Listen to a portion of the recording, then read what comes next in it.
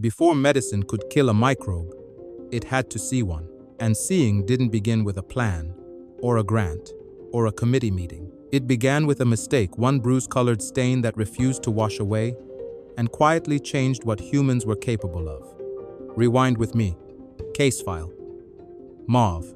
Imagine opening a folder that smells like disinfectant and rain, and inside it history. Let's go back to a city that tasted like coal, fear, and winter on the tongue. London, 1856.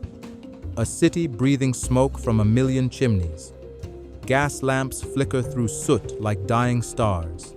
The river drags waste through the dark, and the streets drag rumors through crowds. In that fog, illness isn't just biology, it's atmosphere. People argue about causes. Bad air, miasma, bad luck, punishment. But disease doesn't care what you believe. It only cares that you breathe and drink and live close enough to someone else for an invisible enemy to pass hands without being seen. Malaria hits in waves, chills, delirium, collapse. Then it returns like it knows your schedule. And in 1856, medicine can still feel like guesswork, dressed in authority, serious faces, making predictions in rooms where nobody can see the real cause. One of the few reliable weapons is quinine, pulled from cinchona bark. It works, but it's scarce, expensive, and controlled by supply lines. So scientists dream of a miracle, make quinine in a lab, cheap, endless, a cure that doesn't depend on ships and harvests. And that dream finds an attic, and a teenager stubborn enough to chase it. William Henry Perkin, 18, unproven, and sharp enough to feel every smirk in the room. He wants what every outsider wants: legitimacy, proof, and a result nobody can argue with. Perkin's want is simple: synthesize quinine, earn legitimacy, beat malaria. He chooses coal tar, the sludge left behind by the gas industry. The city throws it away after it steals your breath. Perkin brings it home like contraband. That sludge lights the streets and blackens lungs. To most people, it's trash. To Perkin, it's a treasure chest full of unknown chemicals, if he can force them to confess. But he carries a flaw: tunnel vision disguised as rigor. If the result isn't the right answer, he treats it like noise, something to rinse away and forget. He runs the experiment: heat, separate, mix, wait. Chemistry stays silent. Hours pass. Notes fill pages. And, at the end, failure. Bitter sludge coats the beaker like burnt syrup. The kind of failure that looks final. Most stories end here.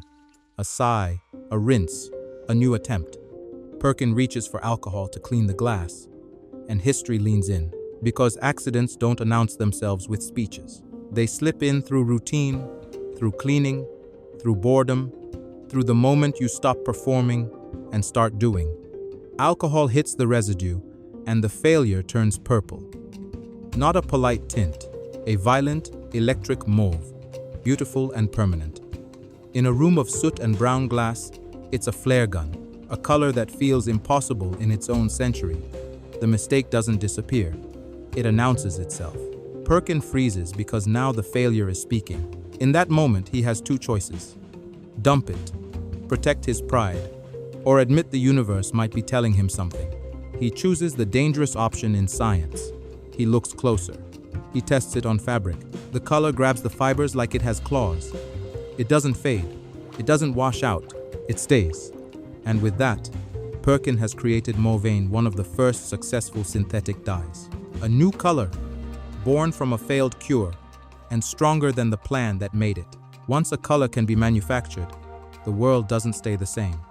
Mauveine isn't just pigment, it's proof chemistry can be industrial, that molecules can be designed, scaled, and sold. The beaker becomes a factory, and the factory becomes a new kind of power. Europe goes mauve. Shop windows glow. High society rushes to wear the future. Perkin drops out of school, builds a factory, scales production, and becomes rich fast. But money isn't the real consequence. The real consequence is infrastructure. Patents, processes, laboratories. an industry that can manufacture molecules on demand. Because once you can manufacture molecules on demand, you stop waiting for nature to provide answers. You start engineering them. And here's the wild part. For centuries, purple wasn't a color. It was a privilege, a signal you could afford the impossible. Old purples came from thousands of sea snails, slow, expensive, almost obscene. A luxury extracted from life, drop by drop. Perkin's mistake mass-produces status. It drags royalty's color into the streetlight. But the real story isn't fashion. It's what dye does to the invisible. Inside the color is a rule. If you can design molecules that bind to silk, you can design molecules that bind to almost anything. Across Europe, especially in Germany, labs treat molecules like engineered tools. The question shifts from how do we color cloth to what else can molecules recognize. Here's the twist. These dyes are selective. They don't stain everything. A dye might ignore a human cell and cling to a bacterium like a magnet. Shapes, charges, cell walls, tiny differences that matter. Under a microscope, the stain turns the battlefield lights on. For the first time, the invisible enemy is painted with a target. Once you can paint it, you can study it, name it, track it, hunt it. What was once a ghost becomes a suspect. What was once bad air becomes a specific organism you can point to, measure, and prove. Enter the microbe hunters. Using stains, scientists like Robert Koch reveal killers, tuberculosis, cholera, not theory evidence. The microscope becomes a courtroom. The stain becomes testimony. And that visibility changes society, because once a cause is seen, it becomes actionable. Sanitation, quarantine, prevention. You can feel the shift from superstition to strategy, from we don't know to we have a target. But one mind pushes the idea beyond seeing, into aiming. Paul Ehrlich looks at those stained slides and hears a new question tapping on the glass.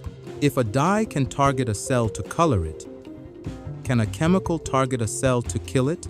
Not poison everything, not burn the whole forest, just strike the one infected tree. That's the birth of selectivity as a dream. A medicine that hits the enemy and spares the host. That idea, selectivity, becomes the blueprint of modern medicine. Hit the target, spare the rest. Early targeted treatments follow rough first steps, but a new direction. From blind force to design precision. From hoping your drug is stronger than the patient, to hoping your drug is smarter than the disease. So here's the punchline. The purple mistake didn't cure malaria. It didn't deliver the miracle Perkin wanted, but it created the tool set that let medicine stop guessing and start aiming.